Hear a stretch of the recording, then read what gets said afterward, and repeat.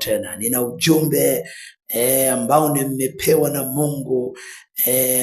Unasema ya kwamba kujilinda na mambo kadha wa kadha, kujilinda na mambo wa kadha wa kadha. Yako mambo ambayo tunatakiwa kujilinda nayo sisi wasafiri ambao wanasafiri kuelekea kwenye ufalme wa mbinguni. Unajua, nataka nikwambie jambo moja kwamba kuna haya maisha unayoyaishi, kuna maisha mengine baadaye.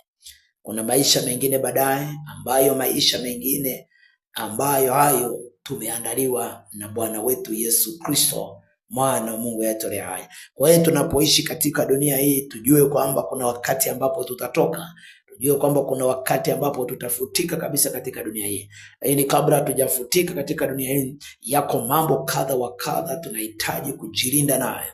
Kwa hiyo nakuja na ujumbe huu tena mara nyingine. Mungu akubariki utakapotenga muda wako kwa ajili ya kusikiliza, ni wa muhimu sana katika maisha. Kwa hiyo narudia tena, ujumbe unasema kujilinda na mambo kadha wa kadha. Jambo la kwanza ambalo unatakiwa kujilinda nalo mwana wa Mungu unayeishi katika dunia hii, unatakiwa kujilinda na kitu kimoja kinachoitwa unapofanikiwa kifedha. Unapofanikiwa kifedha, usijione kuwa umefika. Hilo ndilo jambo la kwanza. Unapofanikiwa kifedha, unapofanikiwa yani unapokuwa na fedha, inatakiwa ujilinde na kitu kinachoitwa kujiona. Usijione kwa kuwa umefanikiwa kifedha. Usijitape kwa kuwa umefanikiwa kifedha mno zaidi. Ni hatari sana. Nataka niongee nao. Wapo watu ambao walianza katika maisha magumu zaidi. Walianza katika hali ya umasikini, walikuwa wana chochote, lakini baadaye Mungu aliwasaidia wakawa na kipato mbalimbali.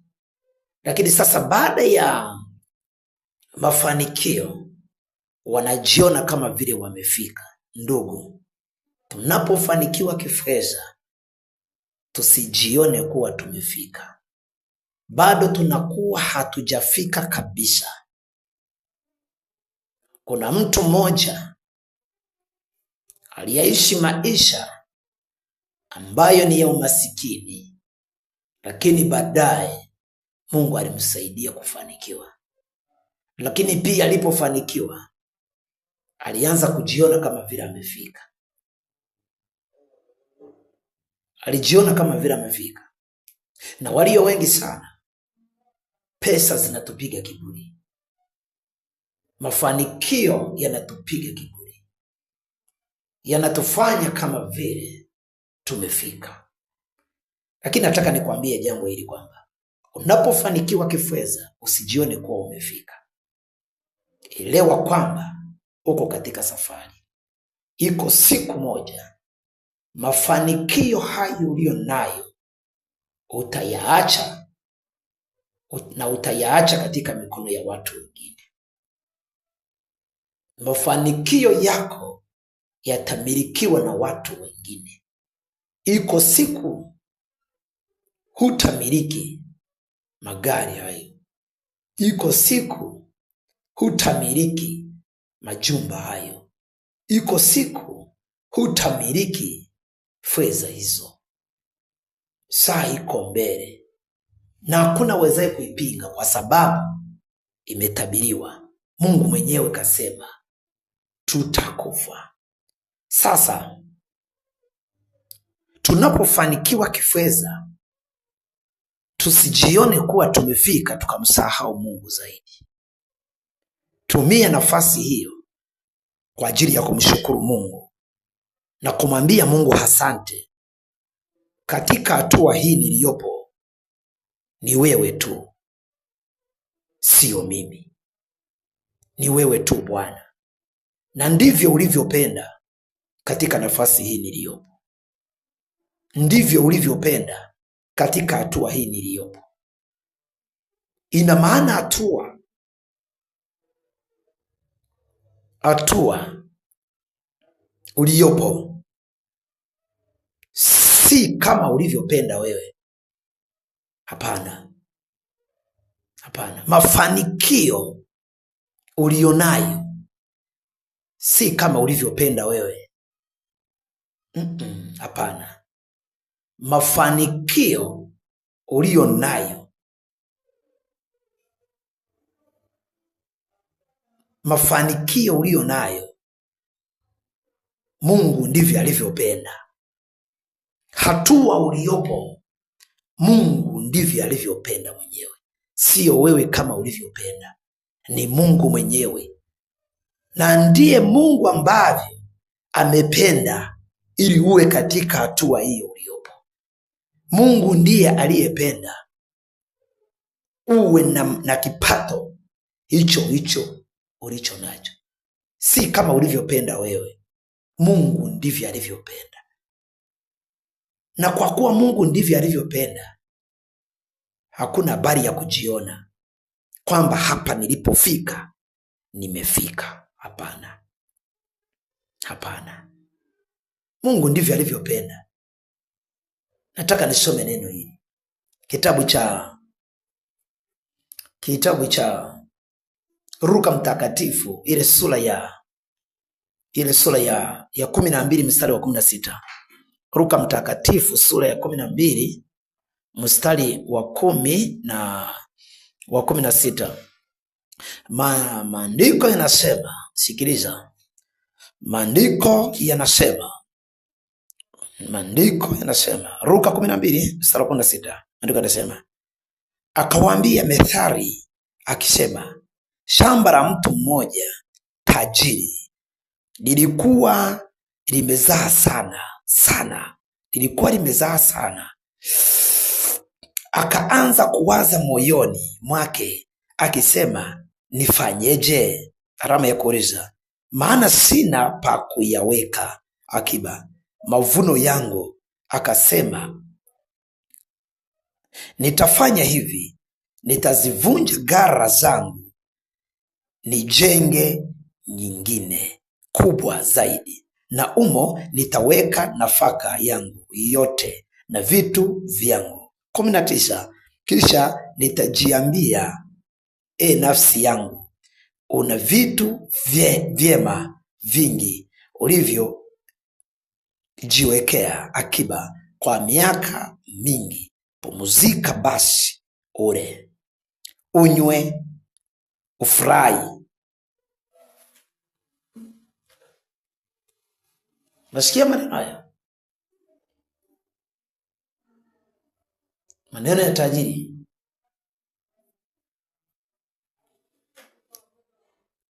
Akalima shamba, akafanikiwa kama Mungu alivyopenda. Lakini alipoona amefanikiwa, alianza kuwaza moyoni. Sikiliza maandiko yanavyosema. Akaanza kuwaza moyoni, akawaambia methali akisema, shamba la mtu mmoja tajiri lilikuwa limezaa sana. Akaanza kuwaza moyoni mwake akisema, nifanyeje? Maana sina pa kuyaweka akiba mavuno yangu. Akasema, nitafanya hivi, nitazivunja gara zangu. Maana alikuwa na gara kidogo. Gara kidogo tu, kipato kidogo tu. Lakini Mungu akamsaidia, akamwongezea kipato.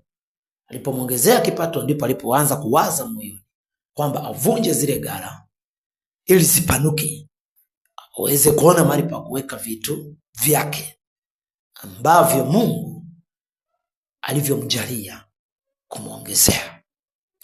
Lakini Biblia inasema, nitafanya hivi, nitazivunja gara zangu, nijenge nyingine kubwa zaidi ya humo. Nitaweka nafaka yangu yote na vitu vyangu. Kisha nitajiambia, nafsi yangu, una vitu vyema vingi ulivyojiwekea akiba kwa miaka mingi. Pumzika basi ule, unywe, ufurahi.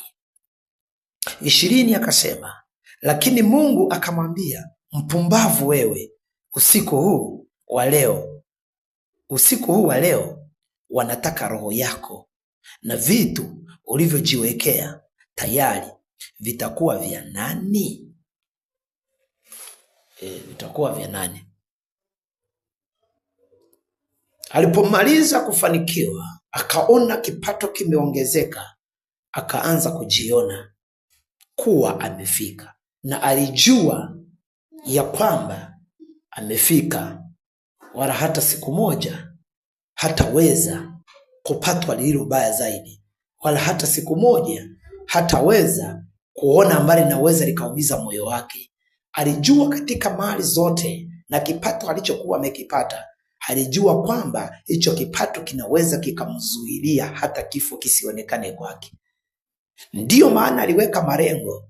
Akasemaje?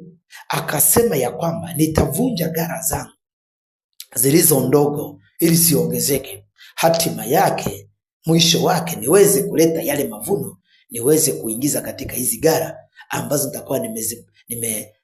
nitakuwa nimezipanua. Akaweka malengo yake, akaanza kujiona amefika. Akasema, akaambia nafsi yake, basi ewe nafsi, hii ndiyo saa ya kutulia, hii ndiyo saa ya kufurahi, hii ndiyo saa ya kuenjoy.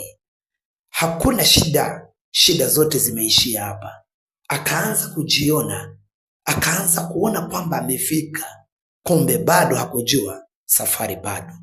Nataka niseme nao kwamba kufanikiwa ufanikiwe, na mafanikio ni mazuri, kwa sababu tukiishi hapa duniani bila kuwa na mafanikio, basi hatutakuwa na furaha.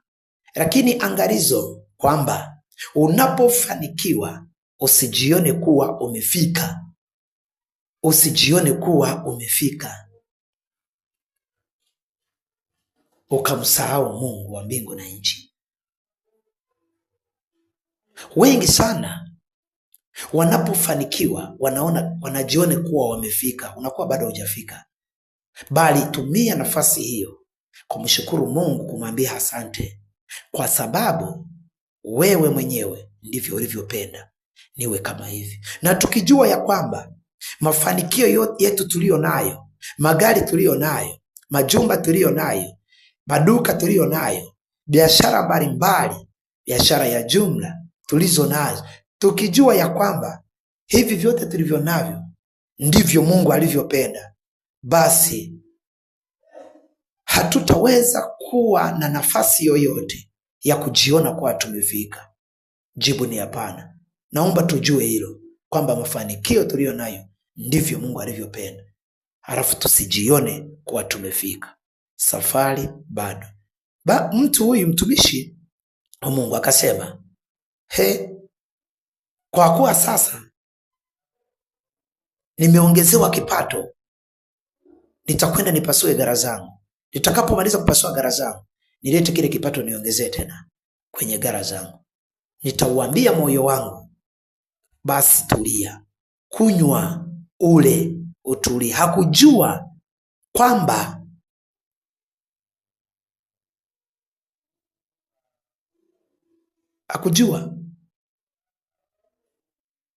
bado hajafika. Hakujua kwamba bado hajafika. Halitakiwa kutumia nafasi hiyo kwa ajili ya kumshukuru Mungu. Asante Mungu, ndivyo ulivyopenda wewe. Hapa 20 mstari wa 20 anasema ya kwamba wewe mpumbavu, vipi? Mbona napouchunguza moyo wako umefika kwenye kiwango cha kujiona kuwa umefika. Alitumia neno mpumbavu ile 20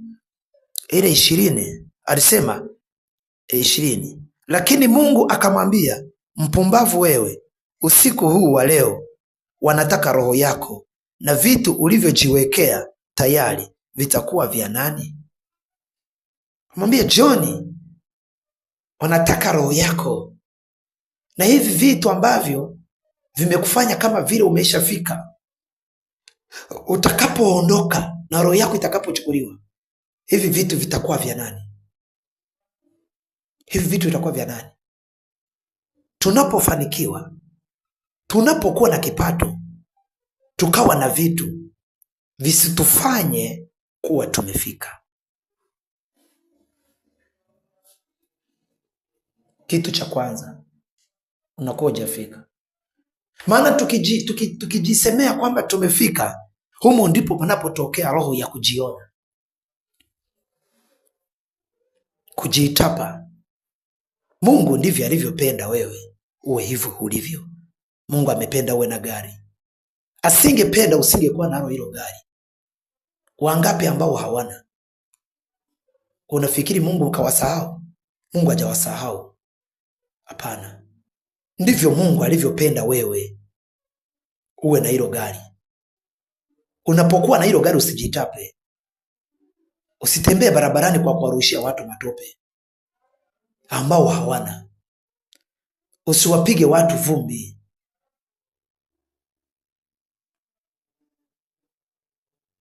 Eti kisa kwa sababu huyu hana gari. Wako watu wa namna hiyo. Unakuta mtu barabarani na gari lako, mwingine ana miguu anatembea, alafu unafanya kwa fujo, sio kwa bahati mbaya. Unaingia pale kwenye dimbwi fulani la maji, unapitishia pale, unamtandika maji.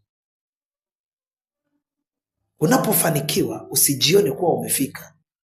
Mungu ndivyo alivyopenda kuwa na hilo gari. Unapokuwa na pesa nyingi benki, usijione kuwa umefika. Mungu ndivyo alivyopenda uwe na hizo pesa kwenye benki. Tumia nafasi hiyo kumwambia Mungu asante. Tumia nafasi hiyo kumwambia Mungu asante. Kwa kuwa umependa niwe hivi.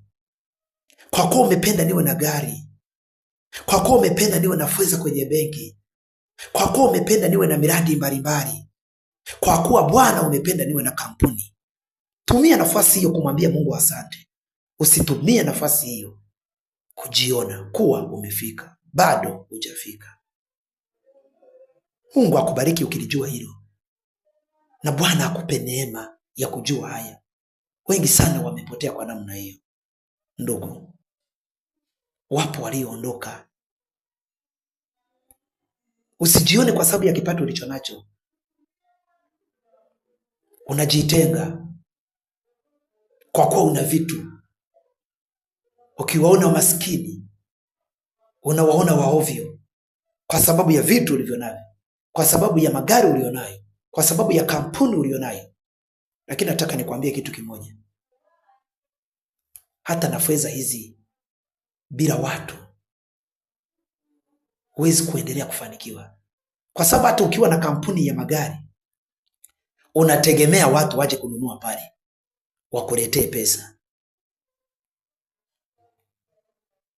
Kwa utakuta wanaokuletea pesa wengine ni maskini, hawalingani na kipato chako, lakini wao wanakuletea pesa kuongezea kwenye pesa zako. Kwa hiyo hakuna haja ya kujiona kwamba nimefika. Nakuwa na kampuni ya magari, unakaa kwenye kiti kama unasema moyo wangu tulia, kula unywe. Hakuna chochote ambacho kinaweza kikanifikia. Hakuna chochote ambacho kinaweza kikanipata. No. Tumia nafasi hiyo kumshukuru Mungu. Ndivyo ulivyopenda Mungu niwe hivyo. Ni Mungu amependa tu. Mungu akubariki. Jambo la kwanza la kutafakari na la kuelewa na kuzingatia. Na kuja jambo la pili. Jambo la pili. Unapofanikiwa kifedha, usiwadharau wenzio. Unapofanikiwa kifedha, usiwadharau wenzio. Unapofanikiwa, usiwadharau. Usitumie kipato chako kuwadharau wenzako. Usitumie kipato chako kwa kuwadharau ambao hawajafanikiwa. kipato chako, Mungu ndivyo alivyopenda kuwa na hicho kipato. Kama angesema sipendi, Mungu usingekuwa na hiyo kampuni. Angeamua kumgawia mwingine, wewe akakusubirisha. Lakini kwa sababu Mungu amependa, ndio maana una hiyo kampuni. Sasa kwa kuwa na hiyo kampuni, kampuni ya simu, kampuni ya magari, kampuni ya marore, ndugu, usiwadharau wenzako kwa sababu ya kipato ulicho nacho. Wengi sana wanafanya hivyo, na si wote, baadhi. Mungu awabariki kwa wale ambao Mungu amependa wawe na kipato, lakini hawawadharau wengine. Jambo la pili ambalo natakiwa uzingatie, unapofanikiwa kifedha, unapofanikiwa, usiwadharau wenzio. Maana huyu unayemdharau huyu, kesho anaweza kuwa kama wewe au zaidi ya wewe. Kesho anaweza kuwa kama wewe au zaidi ya wewe. Anaweza kuwa na makampuni zaidi ya kwako. Anaweza kuwa na magari zaidi ya kwako. Kwa hiyo unapofanikiwa kifedha, unapofanikiwa kiuchumi, usiwadharau wenzio. Maana kesho wanaweza kuwa zaidi ya wewe. Na ambacho nataka nikwambie, Biblia inasema atakayejishusha atapandishwa tena, lakini atakayejiinua atashushwa. Kwa hiyo kwa kipato chako ulicho nacho,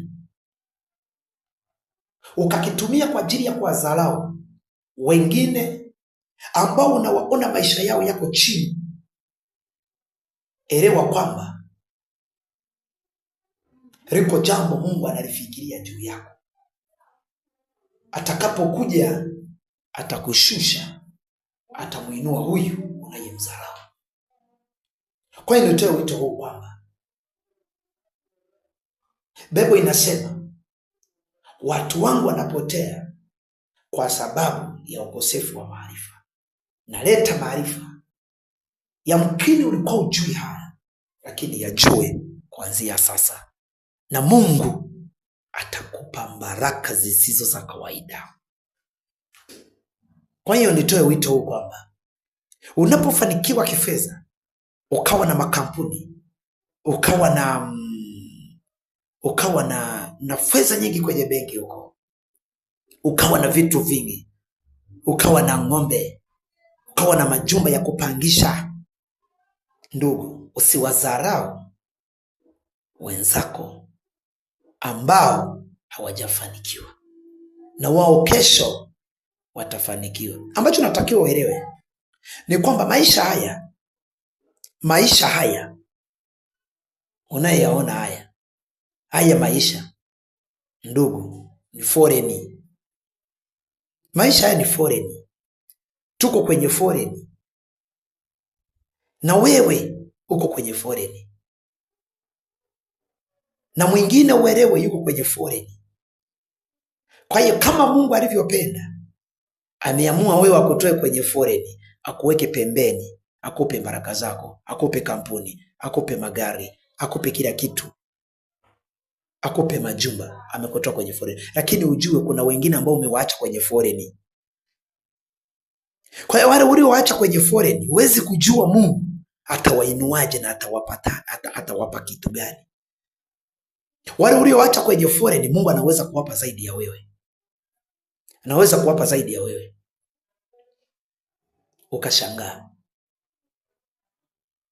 Kwa hiyo unapokuwa na kipato, unapofanikiwa kifedha, usiwadharau wenzio. Usiwadharau wenzio. Naomba nisome neno hili. Kitabu cha Methali 22:10. Methali 12. Methali 12. Kitabu cha Methali 12 ule mlango wa 10. Methali 12 ule mlango wa 10. Kitabu cha Methali Methali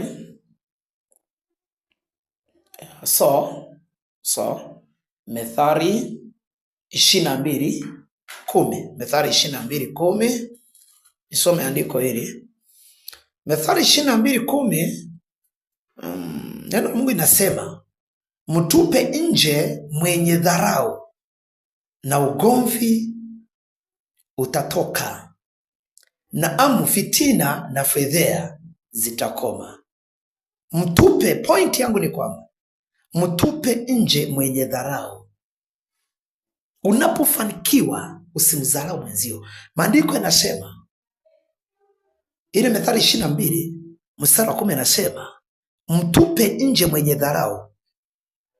Mwenye dharau. Unapokuwa na dharau, Mungu analo jambo la kufikiria. Huyu mwenye dharau afanywe nini? Kwa maandiko yanasema, mwenye dharau atupwe nje. Atupwe nje. Mwenye dharau atupwe nje. Unapofanikiwa usiwadharau wenzio. Maana katika hali ya kuwadharau wenzio, Mungu ana jambo la kufikiria juu yako. Analolifikiria ni kwamba utatupwa nje. Maana ya kutupwa nje, naomba nikueleweshe. Unaweza ukawa na kipato kikubwa. Unaweza ukawa na magari zaidi ya magari 20 yako barabarani. Unaweza ukawa na miradi mikubwa, kampuni kubwa, unaajiri watu. Sasa kutupwa nje, Mungu ana uwezo wa kuja kila kitu akakiondoa. Na baada ya kukiondoa, huko ndiko kutupwa nje. Maana hutaingia barabarani tena.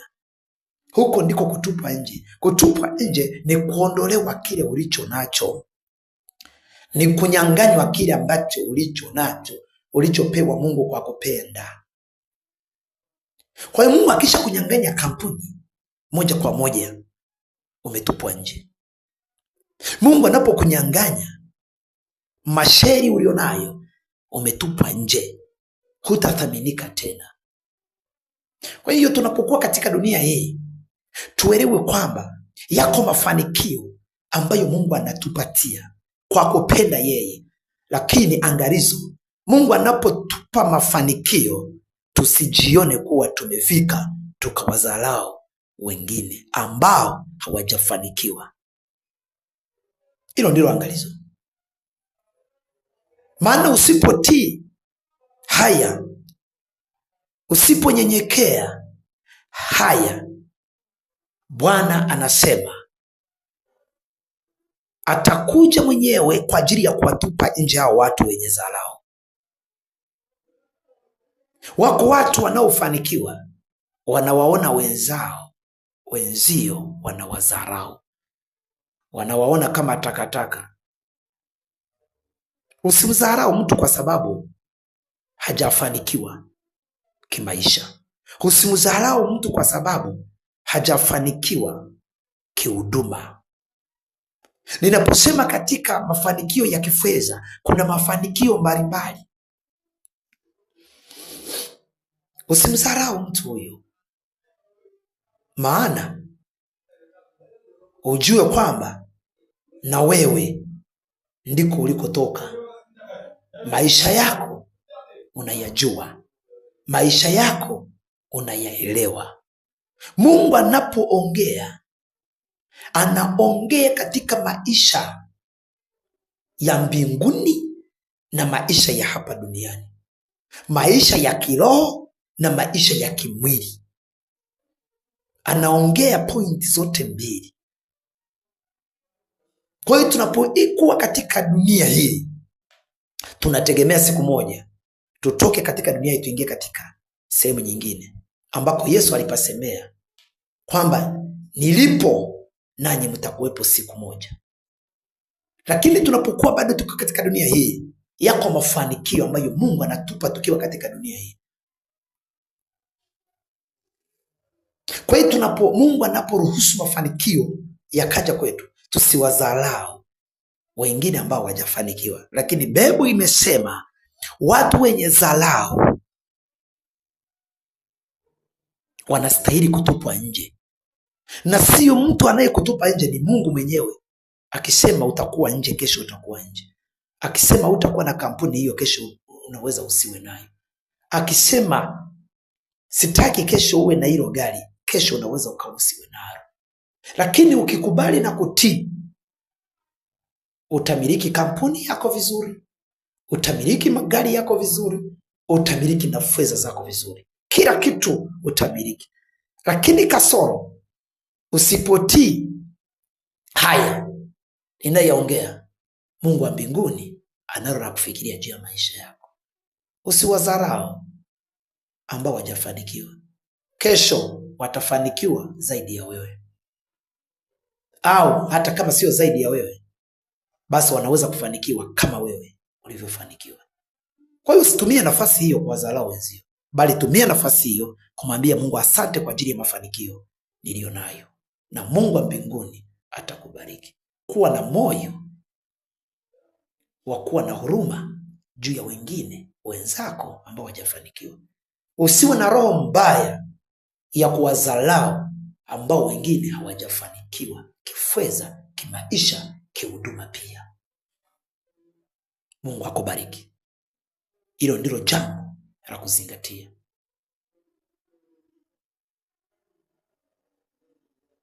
Kumbuka ulikotoka, kumbuka unakoenda.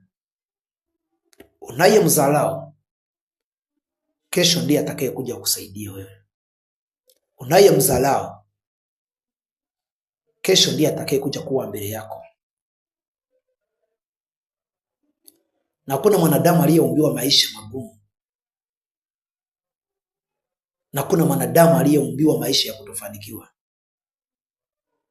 ila kila mmoja na nafasi yake. Kila mmoja na nafasi yake. Yaani kama jinsi ambavyo tunazaliwa. Hebu angalia katika kwenye familia yenu, kuna watoto wangapi?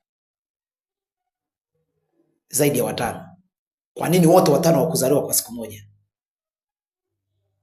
Kwa nini wote hawakuzaliwa kwa siku moja? Kila mmoja na kwa wakati wake. Kuna mtoto wa kwanza alizaliwa, baada ya mwaka tena pakazaliwa mwingine, baada ya mwaka wa 3 pakazaliwa mwingine, baada ya mwaka wa 4 pakazaliwa mwingine. Kuna wengine wamepewa neema, kila mwaka wanazaa. Wengine ni baada ya miaka 2. Unaona? Kwa nini wakuzaliwa kwa wakati mmoja? Na kukua kwenu ni tofauti na tofauti. Huyu utakuta na miaka 2, huyu atakuta na miaka 5, huyu atakuta na miaka 10, huyu atakuta na miaka 20, huyu atakuta na miaka 30. Hivyo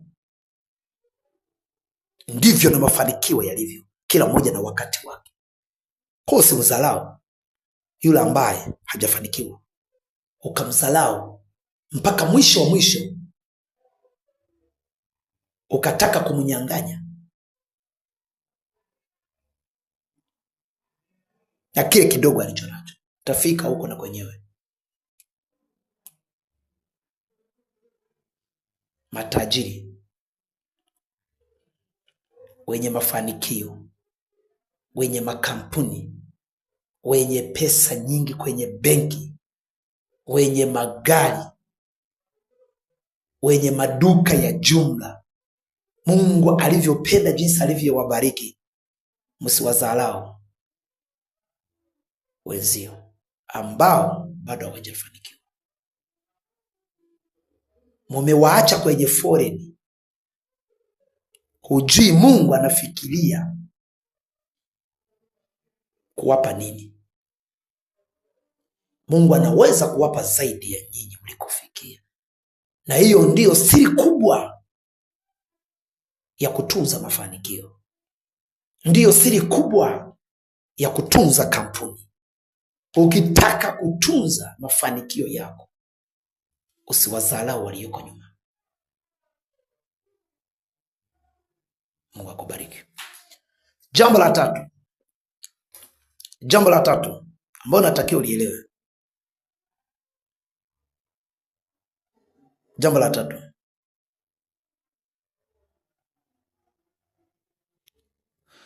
la tatu, ni kama vile linaendana na la pili, lakini ni tofauti. Jambo la tatu, unapofanikiwa usiwanyanyase wenzio. Usitumie nafasi ya kuwanyanyasa wenzako. Tumetoka kwenye dharau, tunaingia katika kwenye manyanyaso.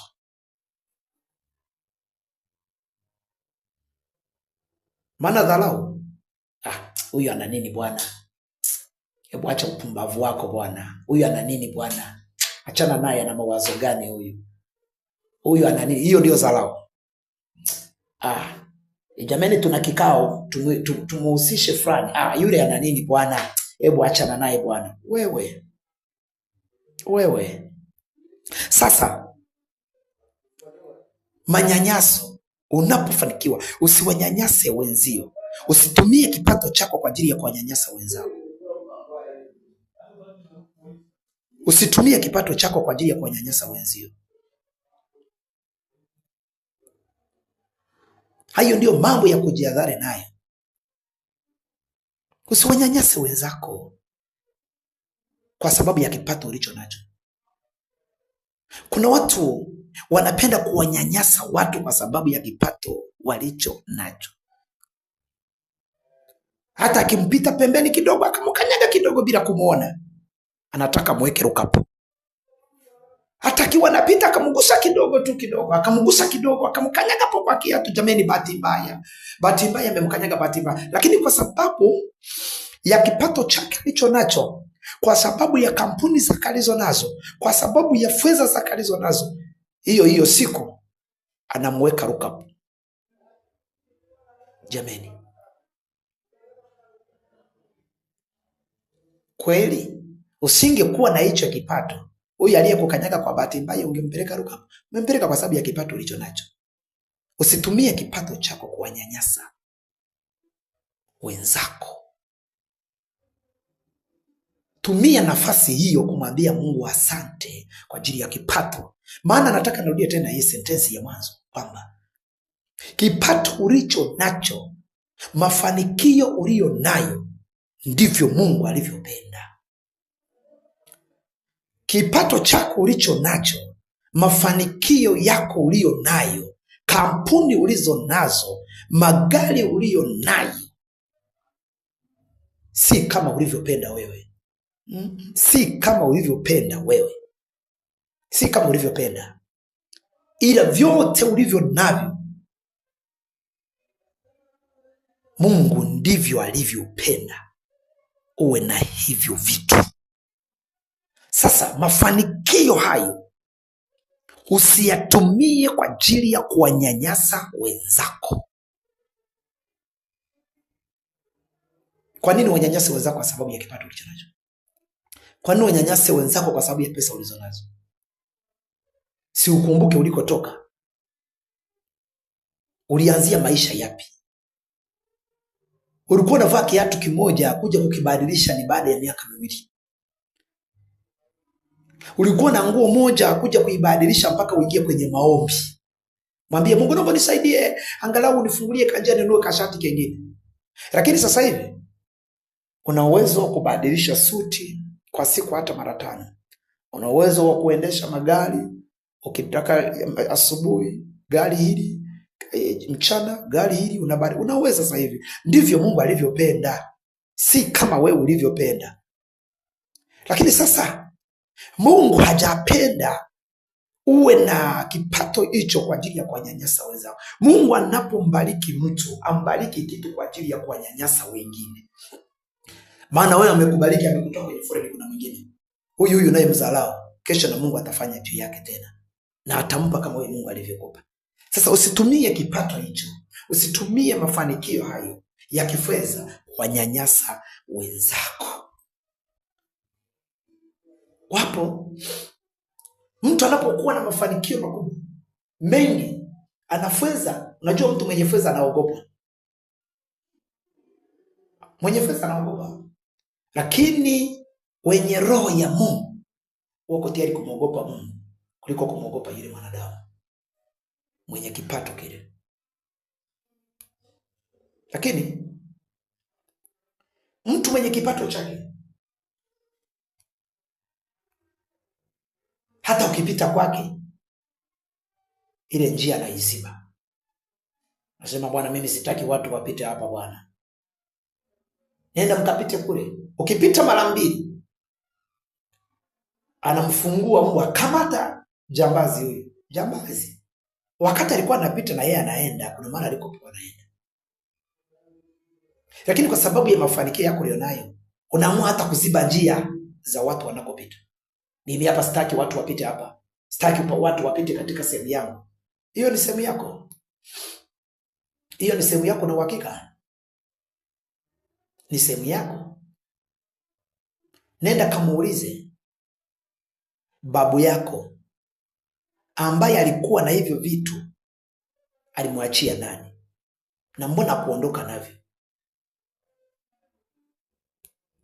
Nenda kamuulize. Una uhakika hiyo sehemu ni yako? Unawazuilia watu wasipite kwa sababu ya kipato cha kulicho nacho.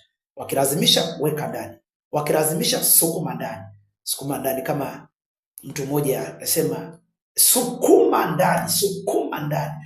Kuna wakati ambapo ni wakati wa kusukuma ndani, na kuna kitu ambacho kinaweza kumlazimisha mtu mpaka sukumwe ndani. Lakini kuna vitu vingine ambavyo sio vya kusukumwa ndani. Vingine tu ni kwa sababu ya kipato ulicho nacho, watu unawaonea. Usimuonee mtu kwa sababu ya kipato ulicho nacho. Kuwa makini sana. Naomba hilo ulijue na ulielewe. Mungu hajakubariki kwa ajili ya kuwanyanyasa wenzako. Usiwanyanyase wenzio.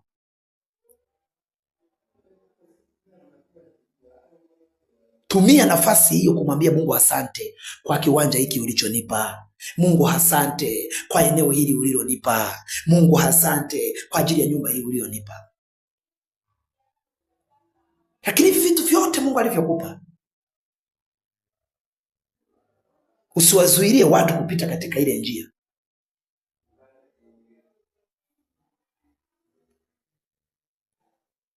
Mara unaziba hapa, mara unaziba hapa, mara unaziba hapa. Utaki muingiliano. Kipindi kile ulipokuwa maskini, ulipokuwa hujanunua gari, kipindi kile ulipokuwa unaishi kwenye kajumba kakarabeko, kipindi kile ulipokuwa unavaa suruali moja, mbona hiyo tabia ukuwa nayo? Mbona ulikuwa wazuili watu kupita? Mbona? Lakini wakati ulipofanikiwa ndio unaanza kuwa na tabia za namna hizo. Unakosea mno. Unatakiwa kurudi msalabani kwa Yesu. Unapokuwa na kipato, usiwanyanyase wenzako. Unawazuilia kupita pale, wewe unapita wapi? Alafu unasema ni kwangu, sio kwako. Ndugu, nataka niseme nao tena. Mambo yote unayoona duniani, kila kitu unachokiona hapa duniani, kila kitu unachokiona na ambacho unakiona kiko mikononi mwako, iko siku tutakiachia. Tunataka tusitake. Na hatutajua ni akina nani watakao kimiliki na kukikamata. Hatutajua gari litaendeshwa na nani.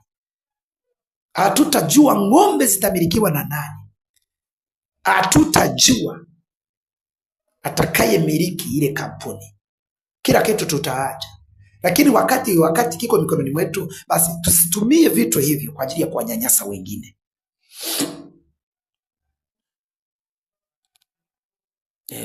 Kwa ajili ya kuwanyanyasa watu. Usitumie pesa kwa ajili ya kuwanyanyasa watu. Mtu anakuwa na shamba lake limepakana na wewe.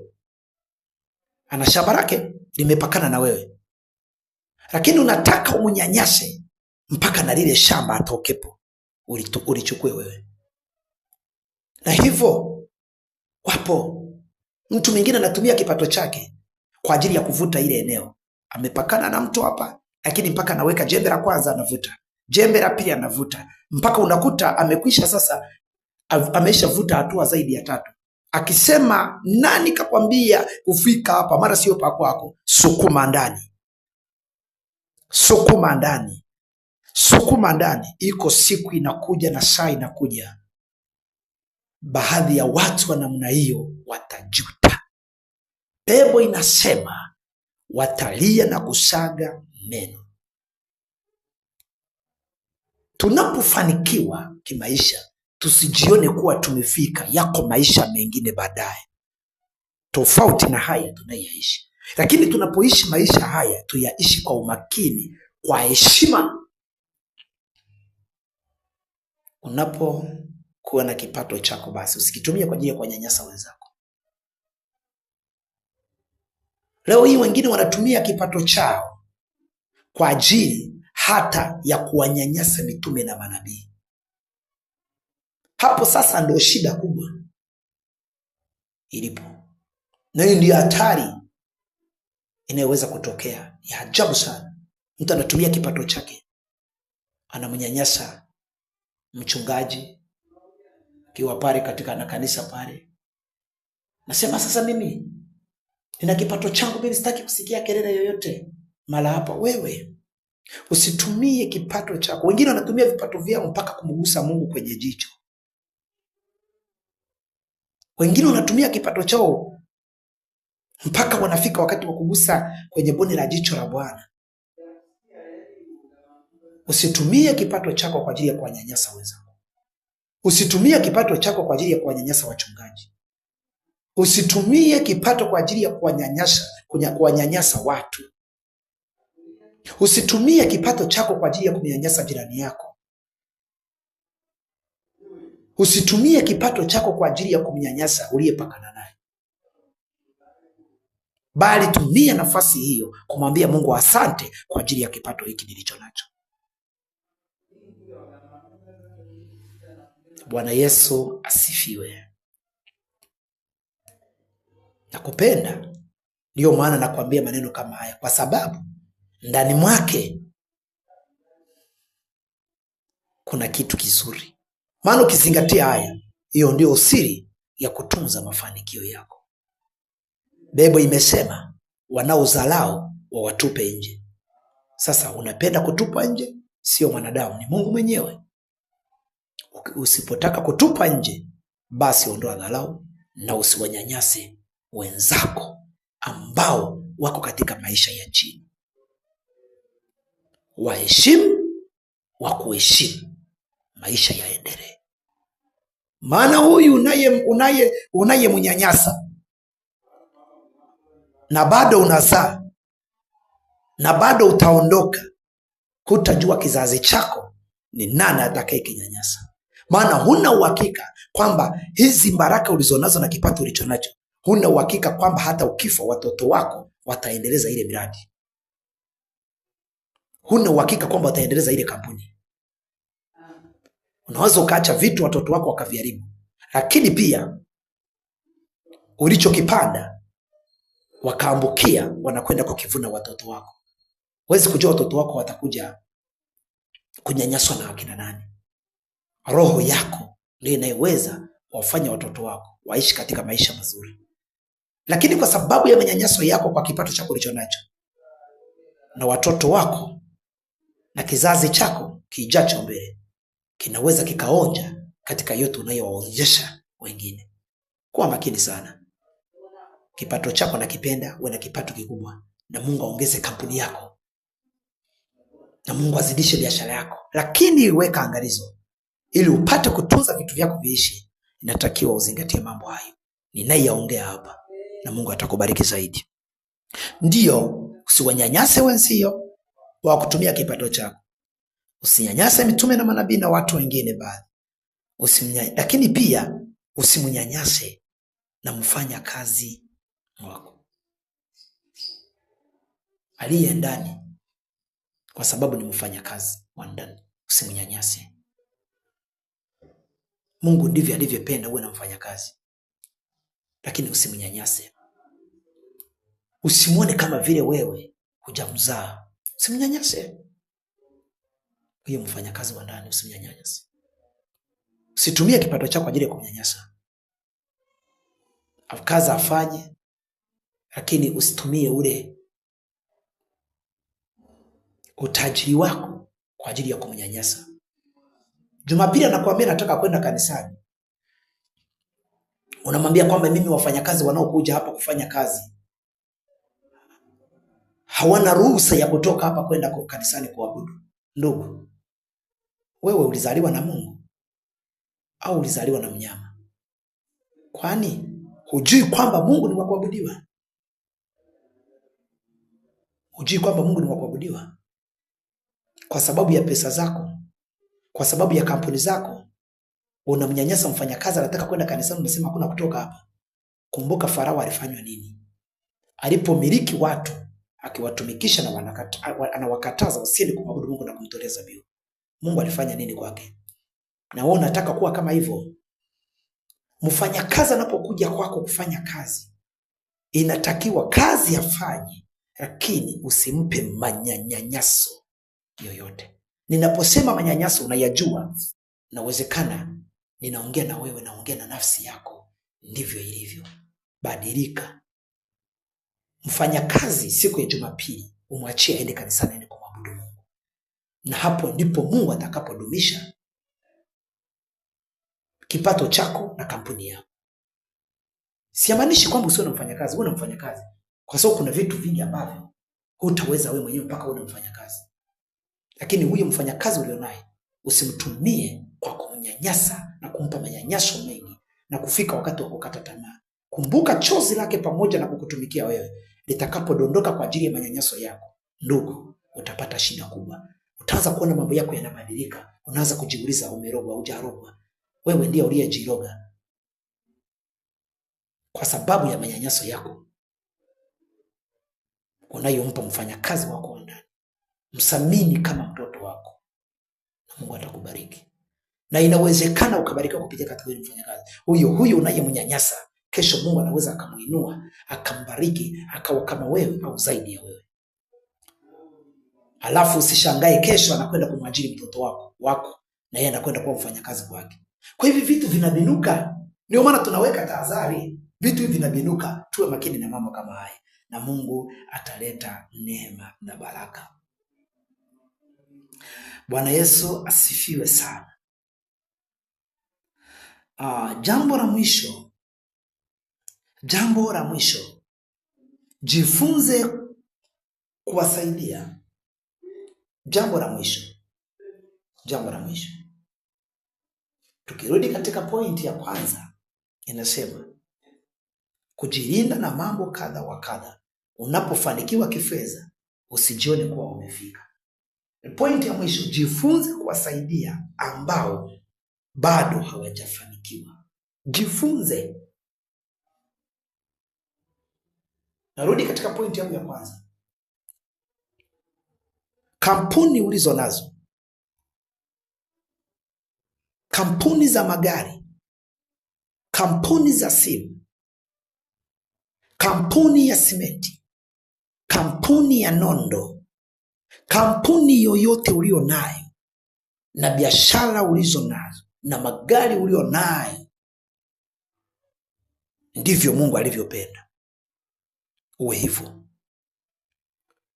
Si kwamba wewe ndivyo ulivyopenda, Mungu ndivyo alivyopenda uwe hivyo. Si kama wewe ulivyopenda. Wapo wengine aliyokuwa anatakiwa wapatie. Angependa usiwe na hivyo vitu, usingekuwa navyo. Lakini pia unapokuwa na vitu vya namna hivyo, nakupa ushauri, na hiyo ndiyo siri kubwa ya kutunza rasilimali zako na kutunza kampuni zako. Alafu na kuongezewa tena, kumbuka kuwasaidia ambao bado hawajafanikiwa. Hilo ulijue, ulielewe. Kumbuka kuwasaidia wale ambao hawajafanikiwa. Kumbuka. Wako watu ambao wako nyuma, wanaishi maisha ya ovyo, si kwamba wanayapenda, lakini si kwamba wafanye kazi. Wanafanya, lakini wakati wao haujafika. Wako kwenye foreni. Lakini kuwa na roho sasa ya kuwasaidia, kumega kipato ambacho wewe unakipata, kumegapo kidogo kuwasaidia watu. Nina point hapo. Usitake kumsaidia mtu kwa kutaka kuchukua na alicho nacho.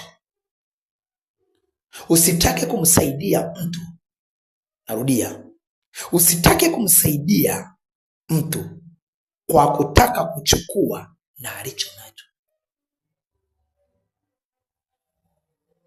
Usiwe na roho ya namna hiyo. Usitake kumsaidia mtu kwa kutaka kuchukua na kile alicho nacho. Wapo watu wa namna hiyo, wanatumia kipato chao kwa ajili ya kuwanyang'anya watu kile walicho nacho, kwa sababu ya shida walizo nazo na kwa sababu ya umaskini walio nao. Uko hivyo kama Mungu alivyopenda, uko hivyo kama Mungu alivyotaka.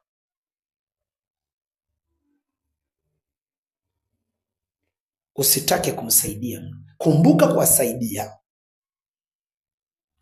watu ambao hawajafanikiwa. Wasaidie. Una ndugu zako hawajafanikiwa, wasaidieni na wao watoke nyuma. Si ndugu tu, maana Mungu hajatuweka duniani ili tusaidiane ndugu kwa ndugu. Ametuweka duniani tusaidiane mambo mbali mbali kwa yeyote. Sasa unapotaka kumsaidia mtu, umsaidie, lakini usimsaidie kwa nia ya kutaka kile ambacho unakiona ambacho kidogo alicho nacho. Wako watu wenye roho ya namna hiyo. Akishaona ana shamba fulani, akishaona ana kiwanja fulani, akipatwa shida kidogo, akaenda kwake, jamii naomba unisaidie, ni haraka sana anasema nitakusaidia, lakini tuandikiane. Na yeye kwa sababu ana shida anakubali, anasema sawa. Mkiingia mezani kuandikiana, mkiandika mkafika katikati, alafu anakuuliza unadhaminisha nini? Unadhaminisha nini? Kwa sababu ana shida, atasema jamani, yeye mimi nadhaminisha nyumba yangu, nadhaminisha nyumba yangu. Sasa kwa sababu yule mtu roho yake iliyo ndani, unajua moyo wa mwanadamu ni msitu mkubwa, uweze ukautembelea ukaumaliza. Roho ya mwanadamu ni msitu mkubwa, uweze ukautembelea ukaumaliza. Umeficha siri nyingi, umeficha siri kubwa. Kumbe ndani mwake anataka yeye adhaminishe shamba, nyumba haipendi. Sasa kinachokwenda kutokea ni nini? Pale kinachokwenda kutokea ni kwamba ni hivi, utasikia anasema nyumba hapana, nataka udhaminishe shamba lile. Tena nakutia moyo, anasema unajua, haya tunaweka kama angalizo tu, najua wewe utanisurumu, wewe utanipa. Kumbe ni mtego ameutega. Na kwa kuwa una shida, yule mtu anaamua kusaini, nasema nadhaminisha shamba langu. Lina hatua kupanda, hatua 100. Lina hatua kushuka, hatua 100. Lina upana urefu, hatua ngapi? Anaweka vyote, anajaza. Anamwambia leta na mume wako asaini hapa, au leta mke wako asaini na watoto wako 2. Shutuka. Ukimwona mtu wa namna hiyo, shutuka. Leta mke wako, weka sahihi, na mke na weka sahihi. Leta mtoto wako wa kwanza, weka sahihi. Mtu wa namna hiyo, shutuka, weka sahihi. Sasa sikiliza ngoma hii. Nasema hivi, pointi yangu ni kwamba jifunze kuwasaidia ambao bado hawajafanikiwa. Usitake kusaidia mtu kwa kutaka kuchukua na alicho nacho. Umsaidie kama umeamua kumsaidia. Mungu atakubariki zaidi. Anaweka sahihi, anamaliza kuweka sahihi, mtoto wa kwanza anaweka sahihi. Sasa wamepangiana tarehe. Jamaa mpaka anakwenda kuingia kwenye maombi, anaanza kuomba, anamwambia Mungu, Mungu, naomba tarehe ikifika, huyu mtu pesa zikose au butura tulioahidiana ukose, ili nichukue lile shamba. Akijua Mungu anashirikishwa ujinga na upumbavu. Mungu ashirikishwi na hayo. Badala ya kumwombea tarehe ikifika afanikiwe akulipe, mumalizane vizuri, muendelee na furaha, unaingia kwenye maombi. Na wakati mwingine wengine mpaka wanatoa mahitaji, wengine wanawashirikisha na wachungaji. Sasa unajua mchungaji, unajua kuna watu wengine wachungaji, kuna wachungaji wamejenga urafiki na watu wengine baadhi matajiri, unajua nakupa hili hitaji. Kuna mtu nilimpa hela ya butura, sasa na alizaminisha shamba, lakini chukua hitaji langu hili. Chukua hitaji langu, hiyo tarehe ikifika asifanikiwe ile pesa kunilipa, nichukue ile shamba lake. Halafu wakijua kwamba na wachungaji wanashirikishwa na ujinga na upumbavu namna hiyo, utamwambia, lakini hawezi kufanya hivyo. Hawezi. Anapeleka kwa watu wengine, jameni, na washirikisha hili hitaji, jameni. Sasa ngoma iko hivi, tarehe inafika, yule mtu kwa sababu alikuwa na shida, ile pesa imekosa. Mwisho wa mwisho utamuona anakuja anasema, mkataba wetu umefanyaje? Umeisha. Kwa hiyo ili shamba sio lako, ili shamba ni langu. Amempa shilingi 100,000 kwa sababu mtoto wake alikuwa ni mgonjwa, yuko hospitalini. Hao mke wake amejifungua, kafanyiwa operation. Amempa 100,000, amezaminisha shamba la 1,100,000. Tajiri ameamua kuchukua ile shamba la 1,100,000 kwa 100,000. Hivi nikuulize, surare wote hivi, una uhakika gani kwamba utapata amani katika hilo shamba ulichukua? Na kweli utachukua, kwa sababu ndivyo barua ilivyoandikwa. Imeandikwa barua, meuziana kwamba shamba, mke ameweka sahihi, mtoto ameweka sahihi. Mtoto kuweka sahihi na mwanamke kuweka sahihi sio sababu ya kusema kwamba ile shamba ulichukue kwamba utapata amani. Rudi kwenye mkataba. Rudi kwenye mkataba. Nyie watu mliofanikiwa, nyie watu mlio na kipato, nyie watu mliofanikiwa kifedha, nyie watu mliofanikiwa mlio na makampuni, nyie watu mliofanikiwa kimfuko, kweli kuweni na huruma.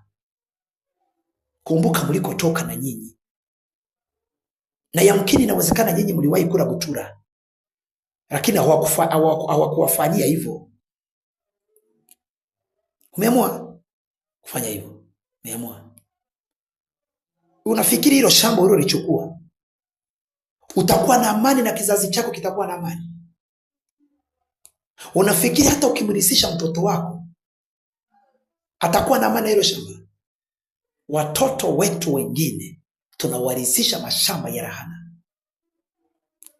Mama kula atalia na watoto watalia na mwanaume atalia. Hutapata amani, na mtoto uliyemrithisha hilo shamba hataweza kupata amani. Yamkini akawa nazaa watoto katika lile shamba, watoto wanakufa. Halafu hujui kinachoua wale watoto, kumbe ni rahana ya yule mtu uliyemtapeli ile shamba. Umemtapeli, rudi kwenye mkataba. Mlipangiana nini? Yeye alisaminisha. Ala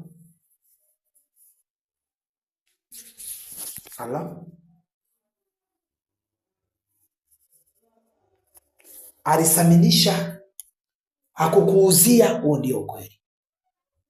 Lakini kwa sababu ya kipato ulicho nacho, kwa sababu ya mafanikio ulio nayo,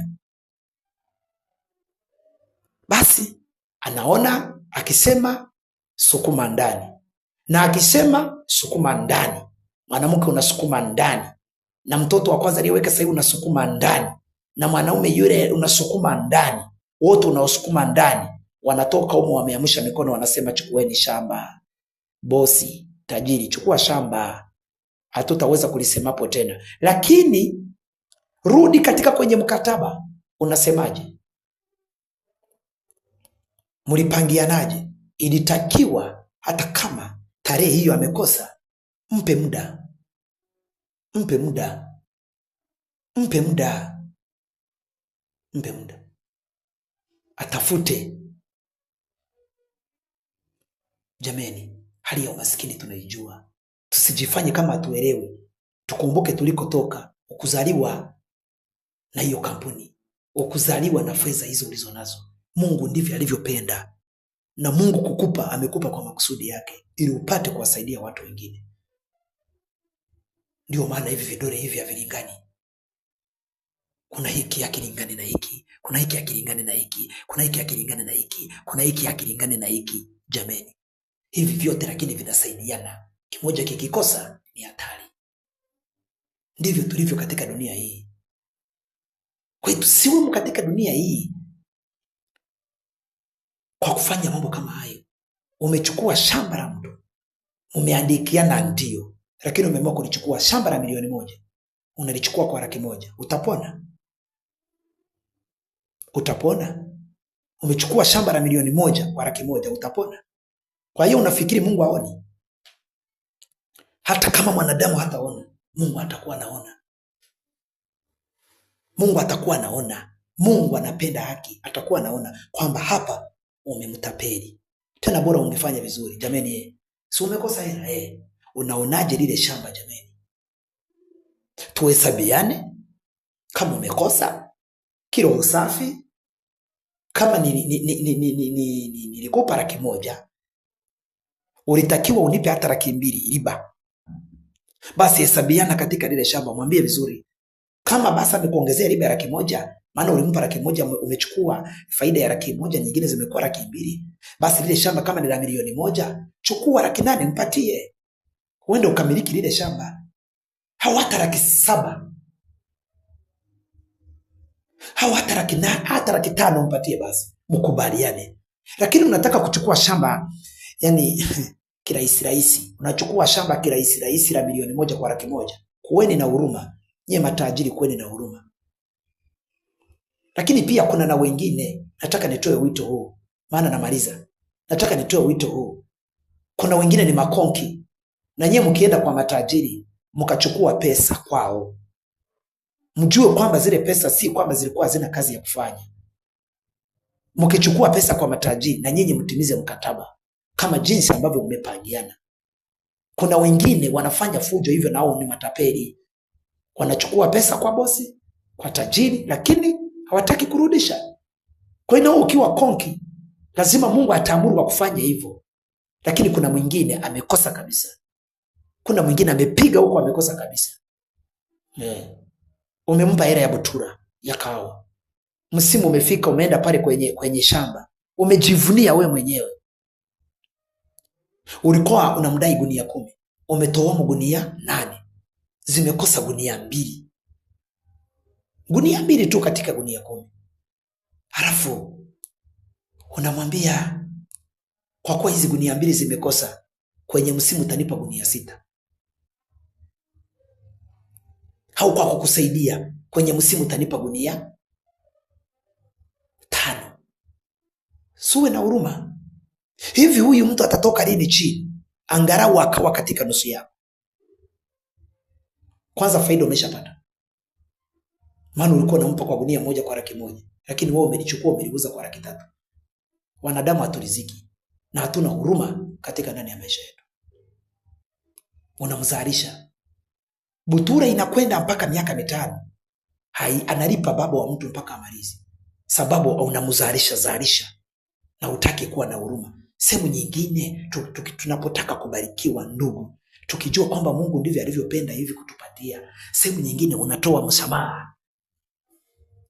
Lakini usichukue shamba lake kwa 100,000 uliyompa kwa milioni 1 hiyo. Shamba la milioni unalichukua kwa 100,000. Unafikiri utapona? Uliyoyapanda watoto wako ndio watakayavuna kesho. Uliyoyapanda wajukuu wako ndio watakayavuna kesho. Kuwa makini na mambo haya. Na shauri.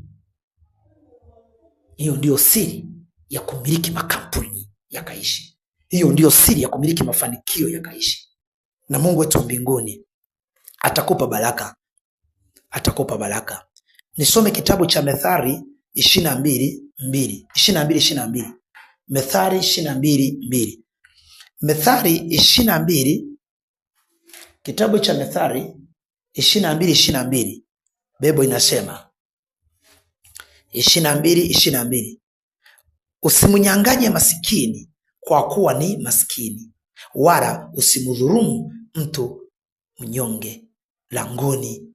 Methali 22:22 anasema usimunyanganye masikini kwa kuwa ni masikini.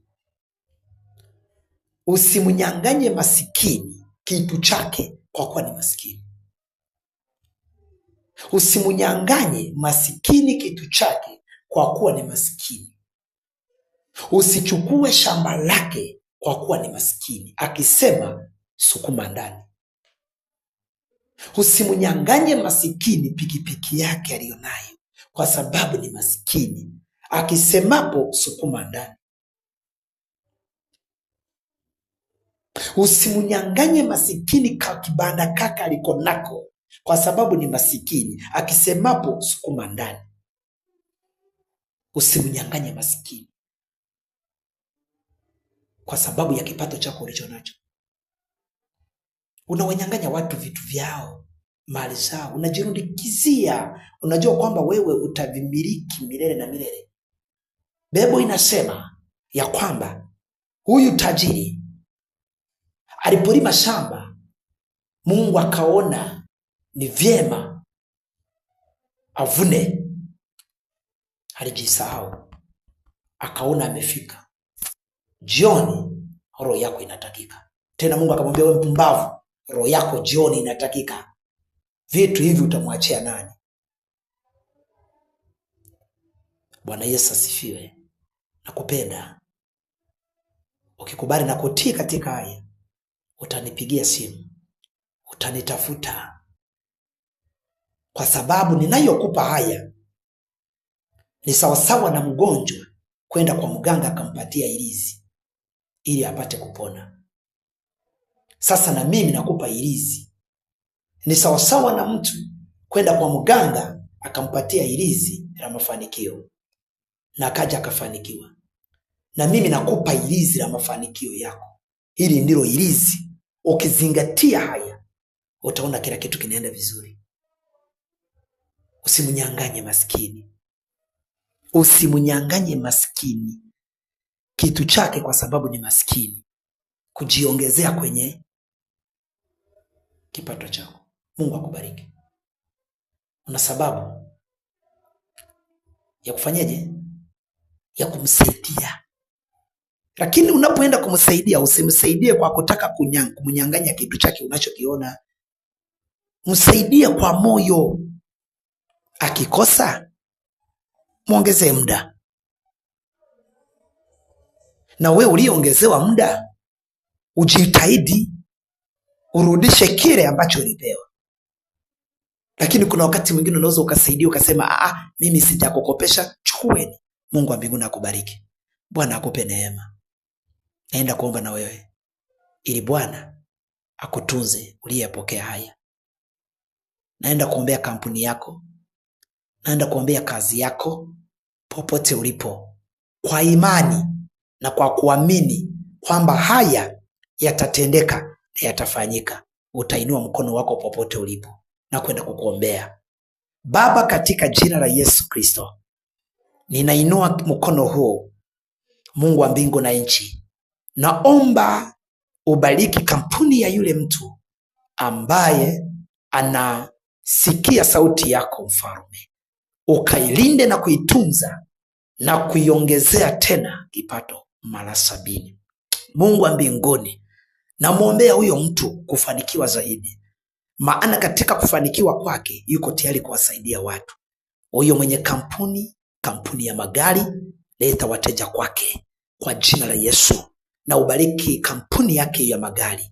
Mungu wa mbinguni, asipungukiwe katika jina la Yesu. Anyoshaye mkono kuharibu, aharibikiwe yeye. Neno lako linasema ya kwamba kila atakayeviringisha jiwe kwa mtu ili aharibu kazi yake na aharibu kampuni yake, hilo jiwe litamrudia katika jina la Yesu Kristo aliye hai. Achimbaye shimo kwa ajili ya kampuni hiyo ipate kuteketea, atalitumbukia yeye. Neno lako linasema, Bwana wa majeshi uliye hai. Na ibariki kampuni hiyo katika jina la Yesu. Na mbariki mtu huyo katika jina la Yesu Kristo. Na ibariki kampuni, na ibariki kampuni ya simenti, na ibariki kampuni ya nondo, na ibariki kampuni ya simu, na ibariki kwa jina la Yesu Kristo. Mungu abariki kampuni hiyo. Mungu abariki kazi ya mikono yako wewe. Mungu abariki kazi ya mikono yako. Mungu abariki huduma yako mtumishi wa Bwana. Mungu abariki kazi ya mikono yako. Mungu aondoe mikosi mbele yako. Mungu aondoe rahana mbele yako. Aliyeweka mikosi mbele yako inazuiliwa kwa jina la Yesu, na inaondolewa kwa jina la Yesu. Mungu wa mbinguni uliye hai, ninapoomba na mtu huyo aliyeinua mkono wake, Mungu achilia neema, Mungu achilia baraka, Mungu mpe moyo wa kuwasaidia hata watu wengine, lakini atakapoinua mkono wake kuwasaidia wengine, abarikiwe zaidi na zaidi katika jina la Yesu Kristo. Ninaweka uzio, ninaweka uzio, ninaweka uzio, ninaweka uzio wa moto katika kampuni yako, ninaweka uzio wa moto katika kampuni yako.